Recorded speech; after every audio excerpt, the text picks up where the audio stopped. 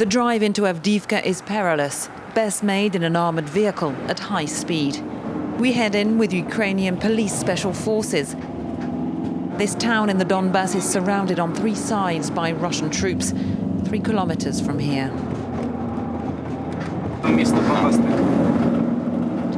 This is the only road in and out. It's not under their direct control, but they do hit it with artillery. You'll see for yourselves.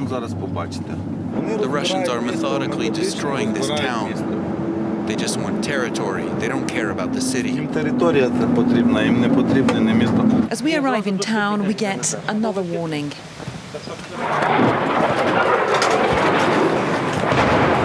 Barely a minute goes by here without incoming fire. Maxim doesn't shelter for long. He wants to show us the debris of this town. And the rubble where his base once stood until it was destroyed in April. It was hit by one rocket here, then there was a second. I was lucky because the second rocket flew just barely over the roof, but it hit the kindergarten next door. Maxim has watched as Avdiivka has been relentlessly pounded for months by artillery, tank shells, and now increasingly aviation.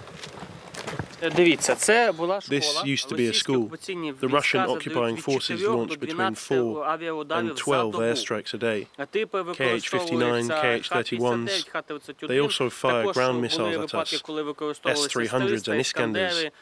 Those are some of the types of bombs they use.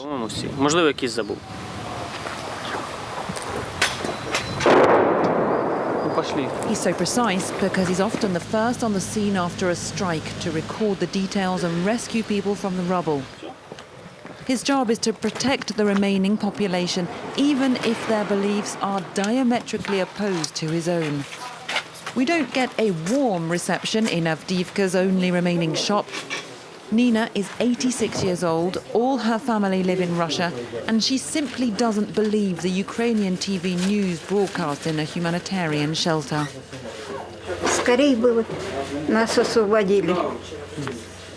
I hope we'll be liberated soon. We're suffering. It's been going on for nearly 10 years. I hope that Russia will take this city. That's the honest truth. I hope that God will help Russia to do it. But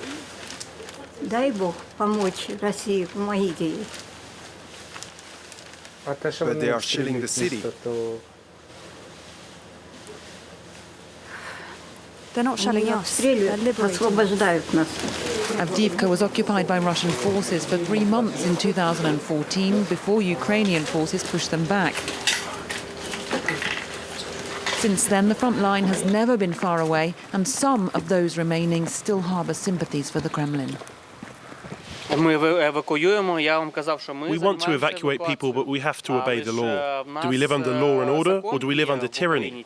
There used to be 32,000 people, now there are only 1,800 left, and by law we can't force people to evacuate or take them out of here against their will. It's a similar dilemma at Avdiivka's central hospital, which has been hit multiple times. 2 doctors, 6 nurses and a few support staff have stayed on, scared for their lives, yet determined to care for the remaining, mainly elderly population.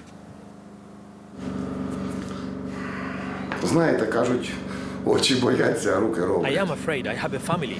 I have someone to live for. I have a 3-year-old granddaughter.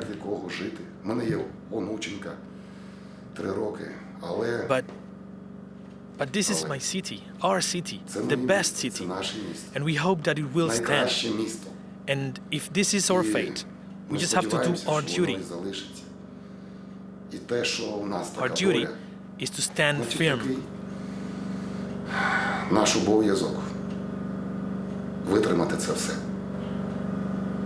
But how long can Avdiivka hold firm as the battle around it intensifies and the Russians close in?